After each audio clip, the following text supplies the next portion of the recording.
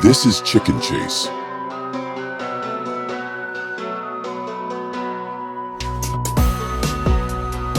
Escape the chicken.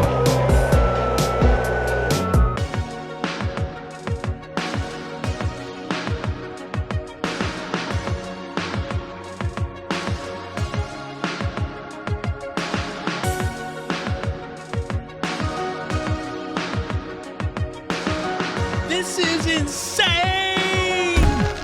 This is Rossi Bites. Okay, so I've honestly never had aspirations of being a video game character. In fact, I'm not even really huge into video games, which I realize might make me really unpopular with a lot of people. But I found this cool tool today called Tripo, and I want to show you what I can do with that with also the new image generation capabilities of ChatGPT. So let's check it out. So the first thing I did was I came to ChatGPT and I uploaded this picture of myself. Don't even ask what I was doing here. But I uploaded that picture and said, create a highly detailed video game character in a T-pose. After a couple minutes of generation, this is what it created. Notice my feet are cut off though. So what I'm going to do is I'm going to close out of this and I'm going to come back and I'm going to ask ChatGPT to show the full body, including the feet and shoes. And so it regenerated the character and gave me feet and shoes. And I must say, also gave me a lot more muscle definition than I actually have. So then I came over to Tripo and I selected to create a 3D image using an image that I already created from ChatGPT. And I just dragged and dropped it here and chose to generate my 3D character. And then you'll see this dialog pop up as it's building your character, texturing it, etc. And then you can select to give it HD texture as well. So I'm using the free account, which gives you approximately 600 credits, and all of the different things that you're seeing me do here definitely cost credits, but it doesn't seem like a whole bunch of credits for what it's actually doing for you. So now that it's generated my character, I can click to view, and this is going to bring you into the actual interface where you can interact with this character. So you can see I can turn it around just by holding down my mouse button and dragging left and right and up and down. And it's created a pretty decent 3D modeling of the picture that I uploaded it. If you scroll the mouse up, you can actually zoom in on it as well. And it actually has the fade of my hair pretty accurate to how my hair currently is.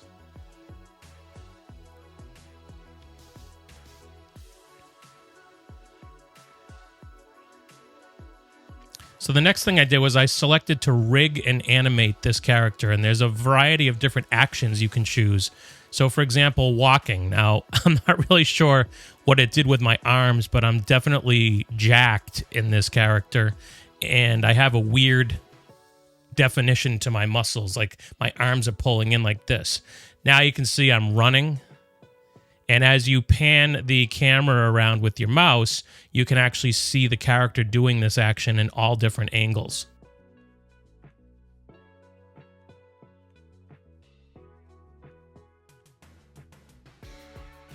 This is actually a somersault, which is pretty cool. So imagine taking a character like this, but then putting it on top of an actual background that's moving and being able to animate it at will. You basically have a 3D video game character of yourself. This is just idle standing.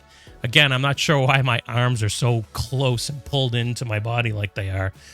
This is climbing up something. That's pretty cool.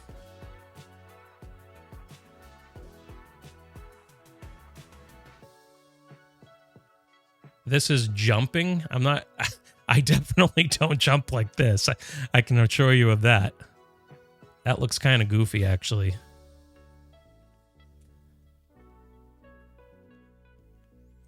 This is slashing. I'm not familiar with what slashing is, but to me it looks like I'm taking something and like body slamming it down on the ground. This is shooting. I'm not quite sure what this is either. Now I'm hurt. So you can see I must have skinned my knee or something. So I'm hurt, holding my knee in pain. And then I'm like wiping away the tears on my face.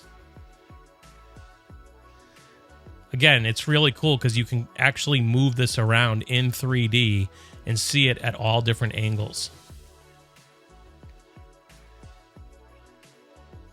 Okay, this is falling backwards.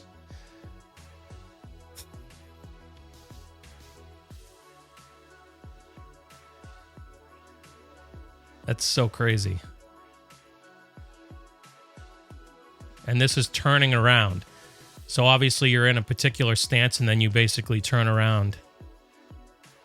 Again, I'm not really sure what's going on with my arms, but I like the muscle definition, but not necessarily the stubbiness of my arms. Okay, so I'm going to go ahead and switch me back to just standing. And I'm going to recenter my orientation here. And I'm going to go under custom and select Roblox. And then I'm going to click on this voxelize button here. And let's see what this does. And boom, just like that, I'm now a Roblox video game character. That's pretty crazy. It also looks like I can turn my character into a Lego character. So let's give that a try. Oh, that is so cool. Look at the top. It's got the little nub at the top of a Lego piece. That's pretty amazing. And then it looks like it lets you download your character in popular 3D formats, USD, FBX, and GLB. So it'd be pretty cool to see if you could take this and bring it into something like Blender and do enhancements there as well. Again, I'm not really into this space, but I think it's pretty sweet that I was able to use the new image generation of ChatGPT to take a photo of myself and turn it into a video game character, and then bring it into Tripo and create a 3D model of that can actually perform different types of actions. Thanks for watching this video, and have a great day.